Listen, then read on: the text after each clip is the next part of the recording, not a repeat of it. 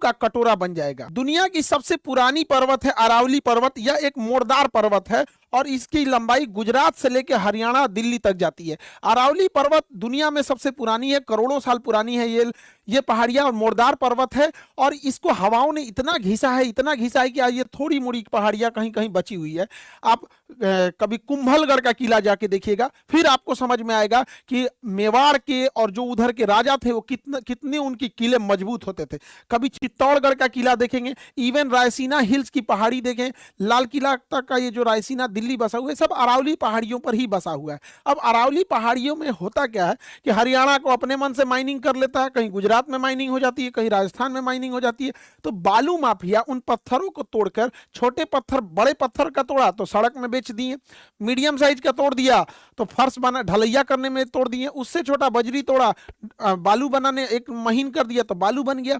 तो ये पत्थर माफिया जो थे सब, इनको ऐसे ही कहीं जेसीबी लगा के क्रशर मशीन लगा के तोड़ देते थे। तो हर राज्य परेशान थी। तो केंद्र सरकार ने कहा कि एक काम करते हैं, एक ऐसा नियम लाते हैं ना अरावली रहेगी ना झमेला ही होगा यहाँ पर। तो एक नया नियम लाया गया और कहा गया कि जिन अरावली पहाड़ियों की ऊंचाई 100 मीटर से कम है, जिन पहाड़ियों की ऊंचाई 100 मीटर से कम है, उन्हें हम अरावली मानेंगे ही नहीं। इस हिसाब से 93% अरावली पहाड़ियां की ऊंचाई 100 मीटर से कम है। अब पहले ये नियम लाया जाएगा कि हम इन्हें अरावली मानेंगे नहीं, 2-3 साल बाद एक नियम आ जाएगा कि हम अरावली को संरक्षण करेंगे, अरावली कोई नहीं काट सकता है। उसके बाद माइनिंग चालू होगी। तो क्या भैया, तो हम अरावली थोड़े काट रहे हैं, 100 मीटर से नीचे को तो आपने 2 साल पहले ही कहा था, अरावली नहीं मान रहे। तो एक बड़ा होलिस्टिक अप्रोच है अरावली को उड़ाने का यहाँ पर। अब यहाँ पे क्या है, एक इतना बड़ा ज्योग्राफी का मजाक उड़ाया लोग, और कैसे सुप्रीम कोर्ट मान लिया, हमको तो ये नहीं समझ में आता है। दुनिया का कोई भी ज्योग्राफी वाले इंसान से पूछिएगा तो कहेगा कि भैया इस पहाड़ी की ऊंचाई नापनी है तो कितनी है। तो अब देखिए, इस पहाड़ी की ऊंचाई नापिएगा, इस पहाड़ से नापिएगा तो ऊंचाई कुछ और आ जाएगी, यहाँ वाले से नापिएगा तो ऊंचाई कुछ और आ जाएगी, नीचे से नापेंगे तो ऊंचाई कुछ और आ जाएगी, यहाँ की पहाड़ी के हिसाब से नापिएगा तो इसकी ऊंचाई कुछ और आ जाएगी। तो भैया हम इस पहाड़ी की ऊंचाई कहां से नापे, कि नापने में भी तो झमेला है। जमीन से नापिएगा तो उसकी ऊंचाई कुछ और आ जाएगी। तो आखिर हम किसी भी चीज की जो जमीन पर है उसको कहां से नापते हैं? तो दुनिया में कोई भी चीज जो जमीन पर है उसकी ऊंचाई सी लेवल से नापते हैं। वो भी क्यों सी लेवल से नापते हैं? क्योंकि दुनिया का सारा समुद्र आपस में जुड़ा हुआ है, और जब पानी के 2 अलग अलग तालाब या सोर्स को जोड़ देते हैं तो सबका लेवल बराबर हो जाता है। इसलिए आपको कोई भी ऊंचाई नापनी है तो इस सी लेवल से नापना है। अब इस पर्वत की चोटी नापना है तो इसी सी लेवल से नापिए, इसकी नापना है तो इसी सी लेवल से नापना पड़ेगा। दुनिया की किसी भी चीज की पहाड़ी की ऊंचाई नापनी है तो सी लेवल से नापना पड़ेगा। अरावली का जो तलहटी है वो ही 250 मीटर की ऊंचाई पे है। ये जो अरावली है ना, इसका जो पेंदी है ये खुद ही 250 मीटर की ऊंचाई पे है। तो इन्होंने कहा है कि ना भूगोल गया भाड़ में, खान सर पढ़ाए अपना समझे अपन विद्यार्थी सबको, सुप्रीम कोर्ट ये सब नहीं मानता है। सुप्रीम कोर्ट का कहना है कि हम ये पेंदिए में से नापेंगे कितना, तो 100 मीटर। अब जरा कल्पना कीजिए इस नियम का कितना खतरनाक दुरुपयोग होगा। मान के चलिए कि ये ऊंचाई जो है, इस पर्वत की ऊंचाई 105 मीटर है, 105 मीटर है, लेकिन खनन माफियों को लग गया कि इसके अंदर मार्बल छुपा है, संगमरमर छुपा है, इसको काट देते हैं। तो क्या करेंगे सब पता है कि भैया सुप्रीम कोर्ट ने तो मान लिया है कि इसकी ऊंचाई जमीन से नापनी है, 100 मीटर है, 105 मीटर है, तो इसे हम काट नहीं सकते हैं। एक काम करो, 50 ट्रक यहाँ पे बालू गिरा दो, 50 ट्रक बालू गिरा दो। अब नापो इसकी लंबाई, अब नापिएगा तो ये आ जाएगा 98 मीटर। लो, अब अरावली है ये नहीं है, तो नीचे मट्टी भरो अरावली उड़ाओ, नीचे मट्टी भरो अरावली उड़ाओ।